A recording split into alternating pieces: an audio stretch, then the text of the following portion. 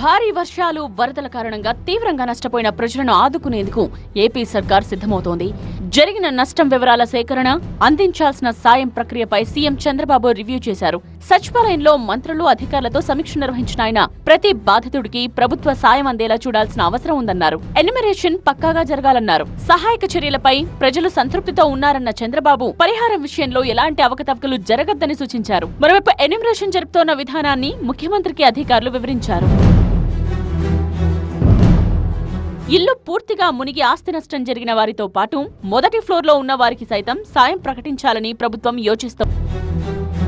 వరద కారణంగా ఇంట్లో వస్తువులన్నీ పాడైపోయిన మొదటి అంతస్తు వారికి ఒక మొత్తం, రెండో ఫ్లోర్ నుండి ఆ పైన ఉన్న వాళ్లకి కొంత మొత్తం ఇవ్వాలని ప్రభుత్వం ఆలోచన చేస్తోంది. అలాగే దెబ్బతిన్న ద్విచక్ర వాహనాలకు కూడా పరిహారం ఇచ్చే ఆలోచన చేస్తున్నారు. పూర్తిగా ఇల్లు దెబ్బతిన్న వారికి ప్రభుత్వ నిబంధనల ప్రకారం కొత్త ఇల్లు నిర్మించివనున్నారు. ఎన్యుమరేషన్ ప్రక్రియ పూర్తయిన తరువాత ఆర్థిక సాయంపై ప్రభుత్వం ఒక నిర్ణయం తీసుకోనుంది.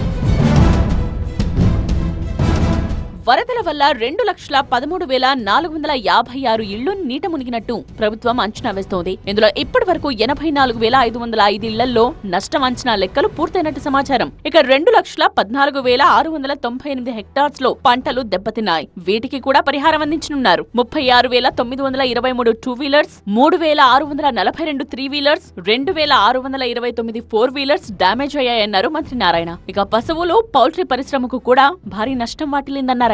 వరద బాధితుల సహాయం కోసం బ్యాంకర్లు, ఇన్సూరెన్స్ ఏజెన్సీల ప్రతినిధులతో విజయవాడ కలెక్టరేట్లో ముఖ్యమంత్రి చంద్రబాబు ఉన్నత స్థాయి సమీక్ష నిర్వహించారు. ఇన్సూరెన్స్ సంస్థలు, బ్యాంకర్లు తమ పరిధిలోని అంశాలను త్వరితగతిన పూర్తి చేయాలని సీఎం సూచించారని మంత్రి నారాయణ తెలిపారు. 17వ తేదీ లోపల ఈ యొక్క ఎన్యుమరేషన్ పూర్తయి వాళ్ళకి ఏమిచ్చేది కూడా అనౌన్స్ చేయాలని ముఖ్యమంత్రి గారు ఆదేశించారు.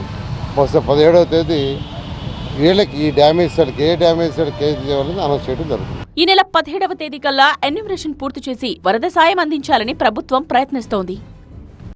Subscribe for more content.